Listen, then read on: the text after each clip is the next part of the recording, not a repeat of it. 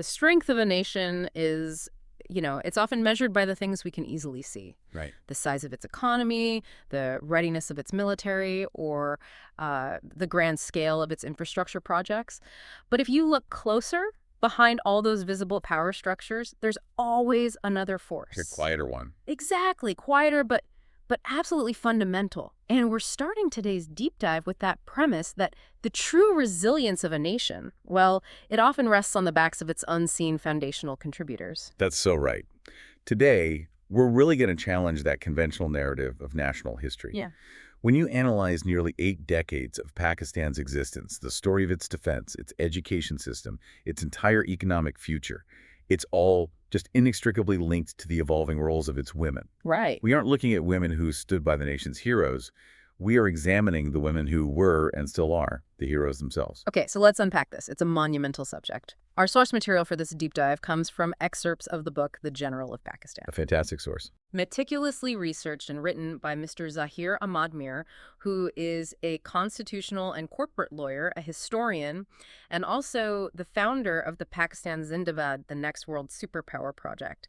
This is a massive undertaking covering 78 years of documented social and institutional evolution.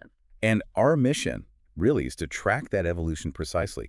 We're looking at the Pakistani woman's journey from the absolute chaos of 1947 Right. through all the ideological shifts, the technological advancements, and all the way to the digital entrepreneurial landscape of 2025. This isn't just a simple historical timeline. No. It's a study in how patriotism itself is redefined across generations, how it moves from, say, basic service to outright leadership. I find the narrative arc that the source presents so compelling because it just flips the historical viewpoint. It really is. It explicitly argues that these women have moved from essential foundational service, literally keeping the nation alive, to taking leadership positions in defense, education, and strategic economic sectors. They aren't behind the flag. The source says they are carrying it. And what's fascinating here, what we really need to dig into, is why the definition of national service kept changing. It wasn't arbitrary. No, it was a reaction. Exactly. It was always tied to the existential need of the state at that particular moment in history. Yeah. Survival, then identity, then capability, and finally now, global competitiveness. So as we start this journey, we're holding a crucial overriding question for you, the listener, to keep in mind. How did the concept of patriotism evolve for these women? How did it shift from that initial visceral demand for sacrifice in 1947 all the way to the modern expectation of technological innovation and digital enterprise? That expansive journey is what we're about to explore. Let's get into it. To begin, we have to plunge into part one. The early era, 1947, 1971, the unseen strength. You really have to set the scene here for the immediate post-independence decades. You do. This was a time defined by desperation, mass migration, and just the sheer effort of keeping a new, fragile state from collapsing under its own humanitarian weight. The environment of 1947 just wasn't one of strategic planning. It was pure emergency management. It's crisis mode. Total crisis mode. The state apparatus was minimal, borders were porous, and resources were critically strained. The immediate need wasn't just establishing an army or bureaucracy, it was stabilizing millions of displaced people. I can't even imagine. This required social engineering and humanitarian logistics on a colossal, immediate scale. And this is where that foundational role of women stepped in, providing this immediate national service that was, well, absolutely indispensable, yet it's often overlooked in the grand political histories. And the source material is so crucial here because it details the immediate, non-negotiable forms of service. It wasn't ceremonial at all. It was purely functional. What does that mean, practically? Well, first, volunteering in refugee camps. And we're not talking about basic charitable giving. We're talking about managing sanitation, establishing basic medical triage, coordinating food rations, and providing counseling to people who had lost absolutely everything.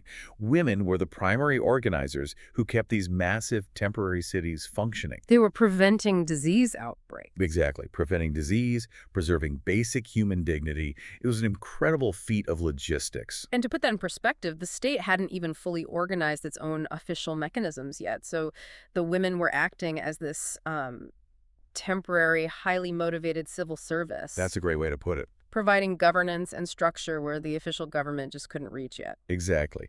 And beyond the immediate crisis management of the camps, they were focused on building long-term social capital. The source emphasizes them running hospitals and building schools from scratch. From school. Literally from scratch. This means creating health clinics and literacy programs, often in tense or temporary structures.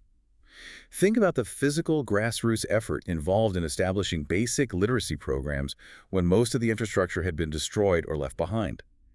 They were laying the intellectual and physical health groundwork for the entire next generation. That sounds less like volunteering and more like mandatory, self-imposed civil construction. It was. They were defining citizenship through pure action, right at the foundational level. Absolutely. And this dedication, it quickly led to the formalizing of their defense role, even in those very early years. A key detail the source emphasizes is the rapid establishment of the Pakistan Army Nursing Corps right after independence. Okay, that's interesting. And it's noted as the first line of national service. Wait, hold on. The source specifically notes the nursing corps was considered the first line of national service. That kind of flips the traditional historical view of security on its head, doesn't it? Which usually focuses on combat units. It does. So why is that specific phrasing so important?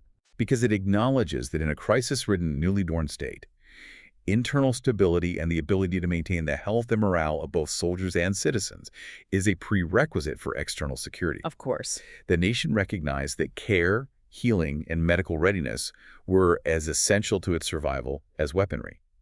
Women were immediately integrated into the security establishment, even if not in combat roles. Their function was strategically vital. They maintained the operational capacity of the forces? And the health of the entire population, yes. That brings us to the core analysis of this whole period, the unseen strength. How do we actually define or, quantify this strength that was so foundational but not overtly political or military? Well, the source defines it as the glue that held the society together. While the political leaders were debating policy and the military was working on defense strategies, these women were preventing societal disintegration. Their efforts ensured continuity, they provided comfort, and they maintained a sense of community.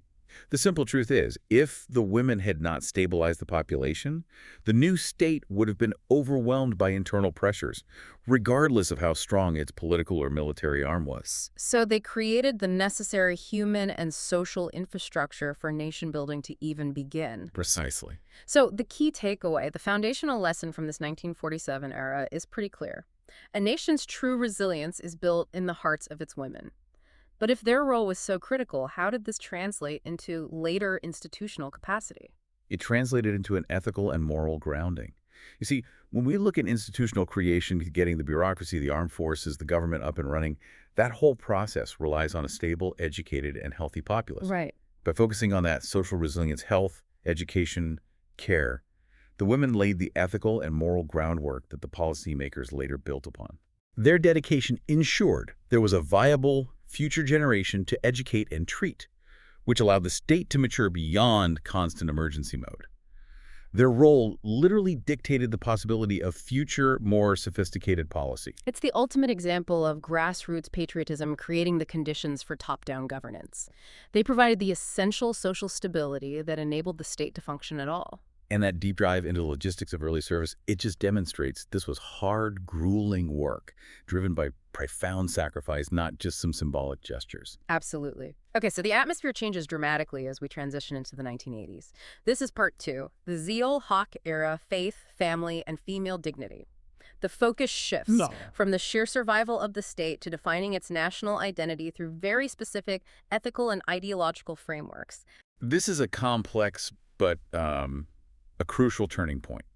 If the previous era was all about physical survival, this period was about ideological consolidation. We need to look impartially at how General Zia-ul-Haq's vision for Pakistan, which was rooted in faith and family values, influenced the public and professional participation of women. Right. The goal was to align national service with a specific moral imperative. And this framework, it redefined what empowerment actually meant during this period. The source emphasizes that empowerment was framed through education and, crucially, modesty, this This requires some careful analysis. It does. The source argues that participation was actively encouraged, but it was channeled within an Islamic framework that emphasized societal dignity. Okay. So this didn't necessarily restrict the overall numbers of women entering the workforce, but it strategically directed them into professions that were seen as enhancing societal well-being and moral integrity. So the goal wasn't just economic independence for its own sake. No, not at all. It was about establishing a professional contribution that upheld the social structure defined by faith. So rather than seeing professional work as a break from traditional roles, it was. It was integrated as a sophisticated, necessary extension of the moral responsibility to educate and nurture society. Precisely. And this strategy resulted in a massive, systemic institutional impact, what the source calls a surge in professional fields, where thousands of women entered the workforce, moving beyond that early volunteerism and into organized career track employment. And what were the specific core fields that saw this enormous influx? And, why were they prioritized? The fields noted are teaching, medicine, and administration, The pillars of the state. the absolute pillars of state functionality and social continuity. Teaching ensures the moral and intellectual development of the next generation, a primary concern of the era. Medicine guarantees public health and welfare. And the entry into administration, well, that means women were becoming embedded in the machinery of governance. Not just as nurses anymore. No, but as bureaucrats, planners, and regulators. This professionalization is key.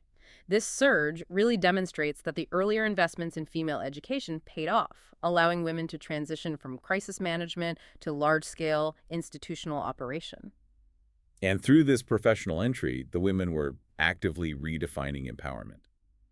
The source really stresses that this power was derived from character and contribution. Character and contribution. Yes, their authority was based on demonstrated competence and moral rectitude, which allowed them to exert influence in bureaucratic and social settings. They moved beyond merely supporting defense efforts to becoming core institutional operators of the state. This emphasis on character over just, position is fascinating. It suggests that professionalism was strongly linked to an ethical grounding. It creates a morally accountable professional class. Think about it. If the 1947 era ensured the state's physical survival, the 1980s focused on ensuring the ethical soul of the state's institutions. That's a powerful idea. These women, driven by a framework that valued dignity, brought integrity into often complex and sensitive bureaucratic and medical roles.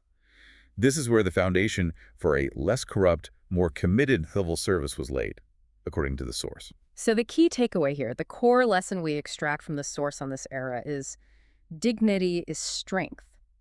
But how do we unpack the implications of basing national contribution on character as opposed to purely quantitative operational metrics? Well, the implication is profound and long-lasting. By prioritizing ethical character, the nation cultivated a workforce with deep moral investment. When these thousands of women later moved into senior management and highly sensitive roles, including judicial and administrative offices, they carry that integrity with them. So it had a ripple effect. A huge one. We can extrapolate from the source that this moral grounding served as an internal check against institutional decay, enhancing the quality of governance and public service during a period of really intense ideological transformation. So their strength wasn't loud or confrontational? No, it was pervasive and stabilizing. So the stability they provided wasn't just social, like in 1947, but it was structural making. The state institutions run more effectively and, more ethically. Precisely. They took the foundational resilience of that first era and they codified it into professional standards. This professionalization, in turn, set the stage for the next phase, where their competence would be recognized as strategic and operational. And the turn of the millennium marks a dramatic acceleration. We're moving into part 3, the Musharraf era, breaking barriers. This period, it's characterized by the need for maximum national capacity, driven by global events and this huge push for modernization. And this requires high visibility operational roles in areas that were previously dominated entirely by men. This era is defined by opening new frontiers. The state realized that the ideological consolidation of the 1980s had created this large pool of highly educated, ethically grounded women who were ready for strategic operational roles. They were an untapped resource. A hugely powerful, untapped resource.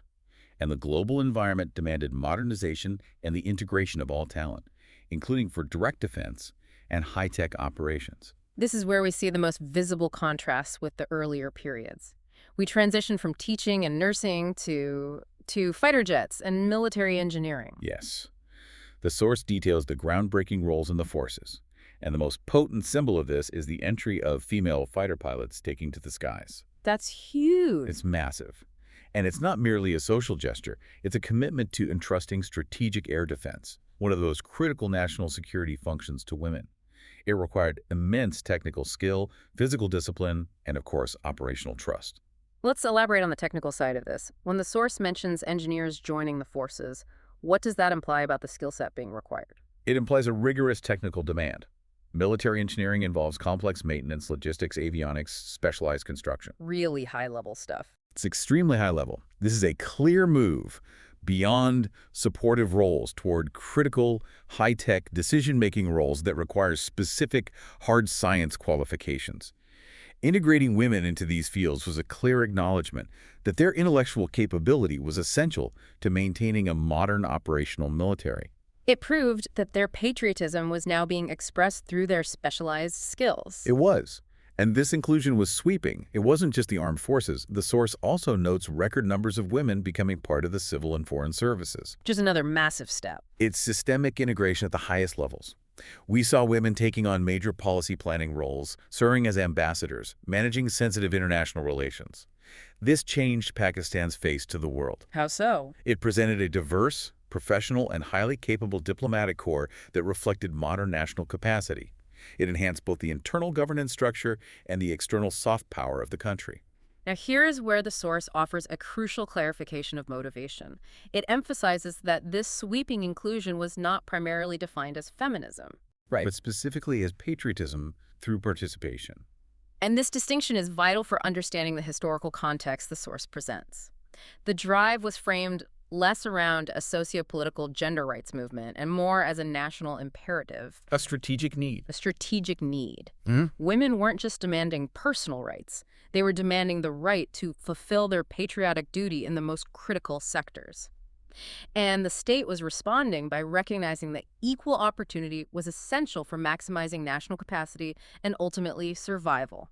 It moved the rationale from social debate to strategic necessity. That really reframes the period. It wasn't just about fairness, it was about functional effectiveness. Exactly. You can't achieve strategic excellence if you ignore half your talent pool. Which leads directly to the key takeaway. Equal opportunity strengthens national capacity. The inclusion of female fighter pilots, engineers, and diplomats during this era provided objective, quantifiable increases in national strength. The focus shifted to competency and skill. And it confirmed that the women were no longer the unseen strength. No. They were now the visible operational strength.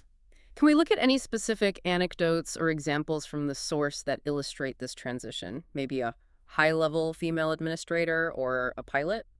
While the source protects specific identities, it uses this powerful image of the first female military officers who had to design their own uniforms and build their own operational protocol. Wow, really? Because their roles were so new that the military handbook hadn't even been written for them yet. They weren't just stepping into established roles. They were inventing the framework for female operational excellence. That shows incredible resilience. Incredible resilience and leadership, all under intense scrutiny. This self-determination within the military structure is exactly what the source defines as patriotism through active participation. We've tracked the trajectory from survival to moral strength and then to operational strength. Now we arrive at the current period. Part 4. The Asim Munir era, the age of empowerment and faith in action, the 2020s focus. And the battlefield has shifted again, hasn't it? Moving from military defense to economic and technological global competition. That's the modern context in a nutshell. Field Marshal Syed Asim Munir's leadership carries that previous vision of national capacity into the digital age. The new definition of national service has to include generating wealth, technological innovation, and sustainable development. It's all about positioning Pakistan as a globally competitive entity. Exactly. It's about that next world superpower concept that the source material explores in depth. So this means the women who were previously flying jets or running hospitals are now expected to be leading tech startups and driving economic policy. It's an enormous evolution of patriotic duty. It is. And this is reflected in new avenues for empowerment driven by very specific, structured national initiatives. We have to take a moment to define these. Okay. The source highlights initiatives under the SIFC, the Special Investment Facilitation Council, and the Green Pakistan initiatives. Okay, let's start with the SIFC. For listeners who may not be fully immersed in Pakistani policy, what is the core mandate of the Special Investment Facilitation Council, and how does it specifically enable female entrepreneurs? So the SIFC is a major strategic institutional body. It's designed to cut bureaucratic red tape, streamline approvals, and attract both domestic and international investment. And it focuses on key sectors. Yes, primarily on sectors like IT, agriculture, defense production, and mining. For women, the SIFC framework means simplified access to capital, fast-tracking business registration, and structured support for startups. It transforms the administrative environment into one that actually incentivizes innovation and provides immediate pathways to economic scale. So it's intentional, state-level direction. Very intentional. It's about empowering women as key economic actors. And the Green Pakistan initiatives. Green Pakistan is focused on climate resilience, sustainable agriculture, and maximizing land efficiency. This requires vast input in areas like water management, conservation, and using technology to improve crop yields. And women are central to that. They're being positioned as critical contributors to national food security and sustainability, especially women in rural areas or in agricultural research. This is tying the traditional role in agriculture to modern scientific enterprise. So if we look at the specific economic and technological roles where women are currently being empowered, what are the core fields? The source identifies three key areas: agriculture, AI, artificial intelligence, and entrepreneurship. A powerful combination. It is. Agriculture ensures sustainability and food independence. AI is the cutting edge of global competitiveness. This means training and funding female data scientists, machine learning experts, software developers, people creating scalable digital products. And entrepreneurship is the final piece. It is. It means moving from being employees to being job creators, generating wealth, and attracting external capital. That synthesis of the modern profile is incredibly powerful. Educated, ethical, and enterprising. It seems to integrate all these historical lessons perfectly. And that is the source's core argument for the modern Pakistani woman. The educated aspect is the result of the foundational educational commitment of the 1947 and 1980s eras. Right. The ethical component links directly back to that 1980s emphasis on character and dignity. And enterprising is the modern mandate for economic growth and innovation under the current strategic leadership. This profile is designed to succeed in the 21st century global market while maintaining core national values. This leads to the dual role noted in the source. The modern woman is seen as both a nurturer and a nation builder. How do those two concepts coexist without contradiction in the modern professional landscape? They coexist because the definition of nurturer has expanded. It's no longer just about family care. It's about nurturing the moral and social conscience of the nation. Ah, I see. It's ensuring that rapid technological and economic growth remains ethically guided. The nation builder aspect is the visible function: the AI developer, the CEO, the diplomat. The dual identity suggests that ethical integrity, the nurturer side, is seen as essential for successful and sustainable economic construction, the nation builder side. So both are critical. Both are critical for a state aspiring to global leadership. So the final lesson of this era: empowered women build empowered nations. How does leveraging technology and enterprise fundamentally differ in strategic impact from the previous eras that focused on institutional service or defense? The difference is scale, reach, and economic fungibility. Defense and traditional institutional service, while vital, are largely state-controlled functions. Technology and entrepreneurship are global and exponential. By aggressively empowering women in AI and startups, the nation isn't just creating domestic jobs, it's plugging its talent into global value chains. It's making its female workforce drivers of international capital flows. This strategic economic empowerment is the definitive pathway for establishing Pakistan's desired footing as a next world superpower. We have sprinted across nearly 8 decades of profound societal change. Now, in Part V, Comparative Reflection, The Journey of Service, we really need to synthesize this entire timeline. We do. Connect these disparate roles from refugee camp organizer to AI developer into a single coherent narrative. The thread linking all these roles, despite the massive political and economic shifts, is what the source calls the single truth. Yeah. A relentless, unchanging dedication to Pakistan. The mechanism of service evolved because the state's needs evolved, but the commitment of its women remained the constant engine of national development. So let's walk through the thematic pillars one more time, but this time let's emphasize the continuity and the linkage between the eras. Okay. In 1947, the theme was service and sacrifice. This was the foundation focused on physical survival through humanitarian aid and creating basic infrastructure. The key linkage here is that the physical stability created then was the absolute precondition for all future development. Then the 1980s, the theme was faith and dignity. This led to institutionalization, where thousands of professional women injected moral and ethical stability into the state's burgeoning civil and social services. Like teaching, medicine, administration. Exactly. They took the commitment of 1947 and they codified it into professional conduct. Then the 2000s brought opportunity and inclusion, which drove operational participation, fighter pilots, engineers. And this demonstrated that the professionalization of the 1980s wasn't just ethical but highly capable, enabling the nation to maximize its talent pool for strategic defense. Perfectly put. And finally, the 2020s are defined by innovation and leadership. This is the era of digital and economic growth, AI, SIFC initiatives, entrepreneurship, which is all about leveraging that ethical and operational capacity for global economic dominance. When you view this trajectory, you see a masterclass in adaptation. Absolutely. The women were always answering the most pressing need of the moment. In the 1940s, it was social stability. In the 1980s, institutional ethics. In the 2000s, technical capability. And now, economic competitiveness. This brings us to the unified mission. Despite the radical differences in skill sets, all these roles were directed toward one mission. Serving Pakistan with courage and compassion. Yes. The compassion needed to run a field hospital in 1947 is the same ethical integrity needed to develop AI responsibly in 2025. And the courage required to stand up a school from scratch in the 1950s mirrors the courage needed to pilot a fighter jet in the 2000s. Or to launch a high-risk tech startup today. Right. The source argues that the spirit of dedication is what unifies the entire 78-year journey. The tools change, the strategic environment changes, but that core commitment remains constant. This analysis gives incredible depth to the idea that these women aren't just adapting to history. No. They are driving it forward in response to national need. They are acting as national shock absorbers and innovation engines simultaneously. They're ensuring both continuity and modernization. And that really is the ultimate takeaway from studying this chronological evolution.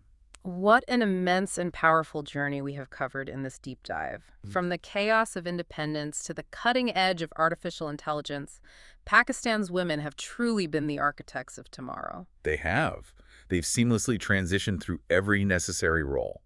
From the nurses who provided the first care, to the female generals who now command forces, from the scientists who pioneer research, to the mothers who instill that core value of dignity and service. The source makes it clear that they haven't just adapted to history. Not at all. They've fundamentally written their own chapter in it. And the source concludes with several powerful statements that we have to reiterate because they truly define the legacy of this 78-year evolution. First, they do not demand equality, they define it. That is the ultimate statement of performance-based parity, isn't it? Yeah. Their equality is not a political negotiation. It is established through demonstrated critical competence in every field deemed essential for national security and economic vitality. Right. By excelling in defense, diplomacy, and the digital economy, they make their contributions simply undeniable. And the final defining line, they do not follow the flag, they carry it. It just solidifies their role not as secondary participants, but as primary agents and leaders in defining Pakistan's destiny.